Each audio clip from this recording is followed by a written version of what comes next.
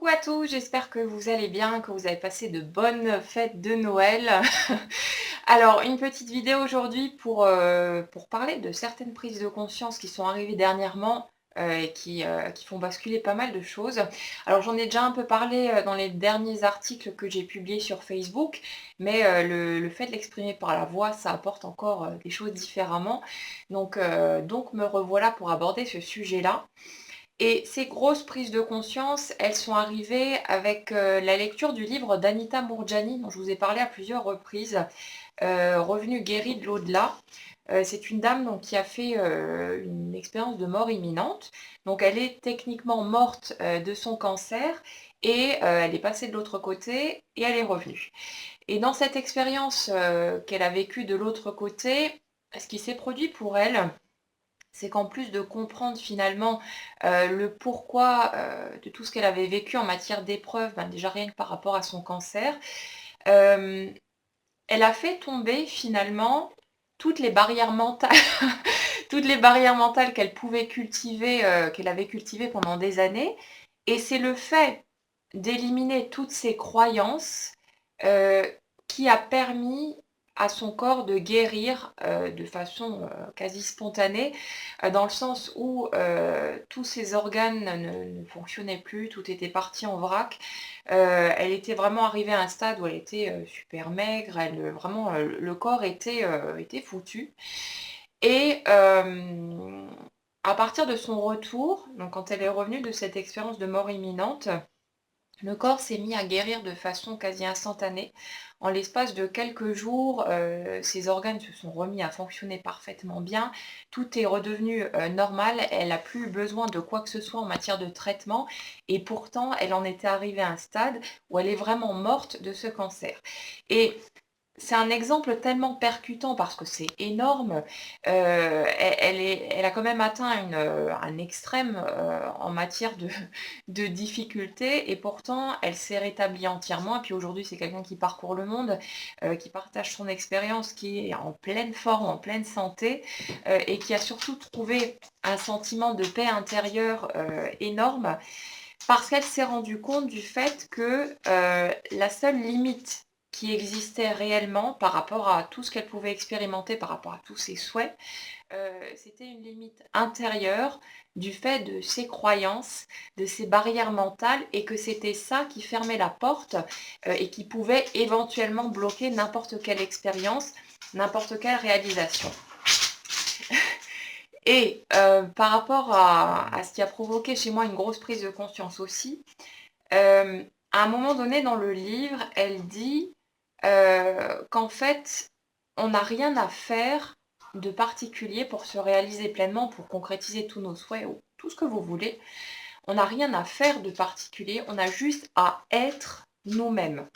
C'est-à-dire à vivre notre vie comme on l'entend, selon notre inspiration du moment, selon notre ressenti, selon nos envies, à nous autoriser à être pleinement nous-mêmes, à nous exprimer spontanément notre nature profonde, sans chercher à... En fait, dans ce cheminement, pas seulement sur le plan spirituel, mais peu importe ce qu'on cherche à manifester, peu importe qu'on soit conscient de la loi d'attraction, de tous ces trucs-là, ça n'a aucune importance. Si on observe un peu notre façon de progresser, on est constamment en train de se débattre, en train de pester contre l'extérieur, en train d'être sous tension. On est tout le temps en train de courir dans tous les sens, on est tout le temps en train de s'agiter de tous les côtés, à se dire qu'il faut qu'on avance de telle ou telle façon, il faut qu'on se développe spirituellement, il faut qu'on élimine telle ou telle chose, qu'on fasse tel ou tel exercice. On est tout le temps en train de courir, de s'agiter dans tous les sens pour tenter de faire bouger les choses. Et concrètement, quand on commence à prendre conscience du fait qu'en réalité, on est déjà arrivé à destination, qu'on a déjà toutes les clés à l'intérieur de nous-mêmes, parce que c'est de nos croyances que tout part en fait. Notre réalité extérieure, c'est qu'une projection quelque part de notre réalité intérieure. Et quand on se rend vraiment compte de ça, qu'il n'y a rien ni personne autour de nous pour ne serait-ce que venir valider le fait que oui, on a le droit d'avancer dans ce sens-là, ou non, ça c'est pas bien pour nous, donc on n'y va pas. En fait, on se rend compte que vraiment on est le centre de notre monde, quelque part, et qu'à partir de là, la seule et unique barrière qui peut nous empêcher de manifester quoi que ce soit, c'est notre barrière mentale, notre croyance à ce sujet-là. Même les questions de temps, même les questions, tout ce qui concerne Dieu, la source, il faut qu'on se rende compte qu'en fait, on est soi-même l'expression de la source dans une version miniature en quelque sorte. Comme si on était tous les cellules d'un même corps, et avec ça, on nous a donné le plein pouvoir de créer notre réalité exactement comme on le souhaite. Et c'est le fait de reprendre conscience quelque part de notre nature divine et de notre capacité à créer, à manifester notre réalité extérieure exactement comme on le souhaite, c'est cette prise de conscience-là qui fait que toutes les portes s'ouvrent et que toutes les barrières, elles finissent par sauter. Et déjà, le fait de prendre conscience que tout part réellement de nous et que, quels que soient les blocages qu'on peut rencontrer d'un point de vue concret, ça part toujours seulement et uniquement d'une croyance intérieure quant au fait que soit on ne peut pas avancer dans cette direction pour telle ou telle raison, soit parce que c'est une question de timing divin ou je sais pas quoi, parce que quelque chose ou quelqu'un d'extérieur à nous n'est pas venu valider ce truc-là, parce qu'on a encore des épreuves à traverser, parce qu'on n'a pas assez morflé comme ça, parce qu'on n'est pas assez bien pour pouvoir atteindre ce but, cet objectif qu'on s'est fixé. Tout ça, c'est une question de croyance. Et quand on fait tomber ces barrières-là, qu'on se rend compte que finalement on est déjà arrivé à destination, qu'on est déjà parfait tel que l'on est, même avec ce qu'on appelle nos défauts, là, il y a un sentiment de soulagement énorme qui arrive, une impression de vraie libération, où on se dit, mais oui, j'ai passé tellement de temps à chercher mon chemin, à essayer de m'améliorer, de changer les choses, alors que finalement, c'était seulement mes croyances en le fait que je devais changer les choses, que je devais aller ici ou là, que je devais traverser tel ou tel chemin, qui faisait que j'avais à expérimenter les choses comme ça. Et quand on a l'impression qu'on a parfois tout fait, mais que les choses ne bougent pas, on se dit ben, peut-être que c'est pas le bon moment, que pour telle ou telle raison, voilà, il y a encore d'autres choses à traverser où il faut patienter. Mais ça, c'est une croyance aussi. Et quand on se rend compte que finalement, ça part de nous, encore une fois, comme tout le reste, on peut commencer à remettre en question cette croyance et on peut se rendre compte que ça peut arriver là, maintenant, tout de suite. Alors, si vraiment il devait encore y avoir une question de patience, pour une raison ou pour une autre, parce qu'on a pas certaines prises de conscience qui ne sont pas encore arrivées, ce genre de choses, ben, il faut se rendre compte tout simplement que le fait d'ouvrir la porte à toutes les possibilités, y compris celles que ça arrive là, maintenant, tout de suite,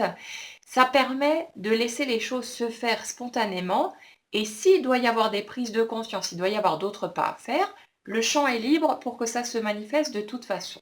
Mais le fait de croire que c'est une question de timing, que c'est une question de il y a encore d'autres étapes à franchir avant,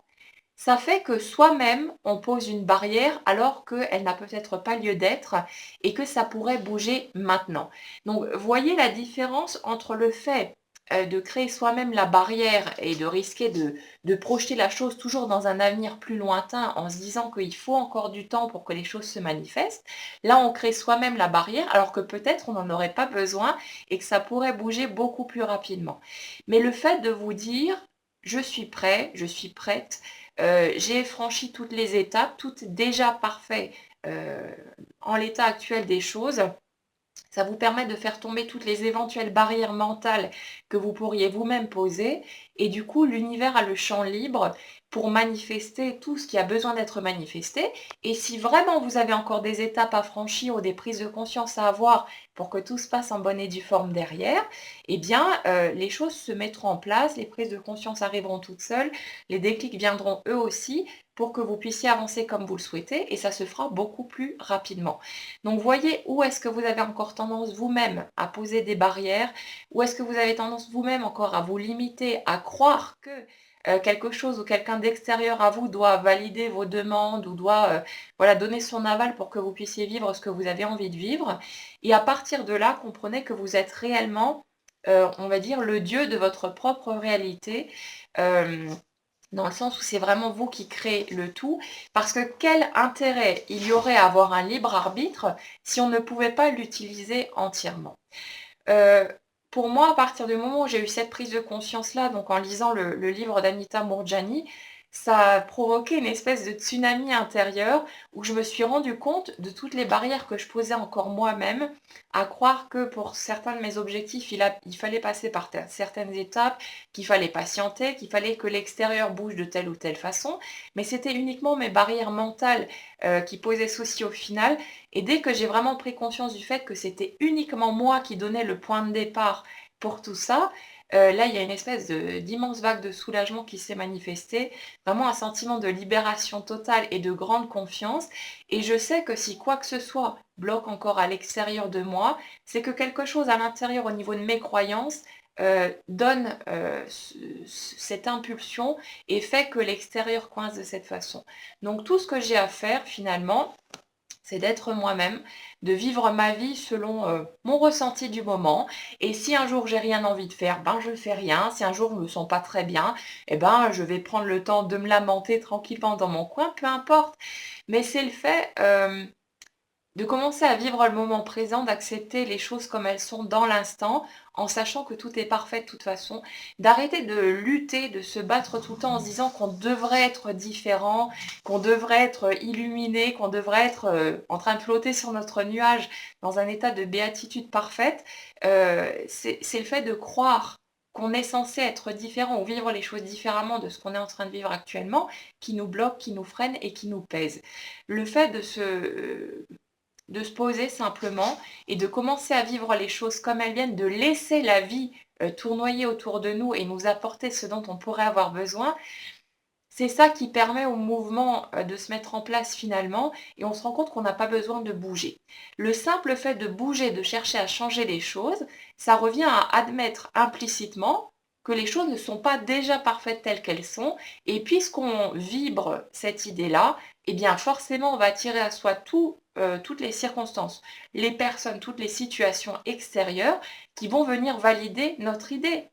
Donc à partir du moment où on commence à reconnaître qu'on est déjà arrivé à destination, qu'on est déjà là, qu'on n'a pas besoin de bouger, de se battre ou de faire quoi que ce soit pour atteindre nos rêves et nos objectifs, que tout se met en place tout seul en fait, ça nous libère d'un fardeau énorme et on se rend compte que tout ce qu'on a à faire, c'est de vivre notre vie instant après instant, se laissant porter par ce qu'on ressent,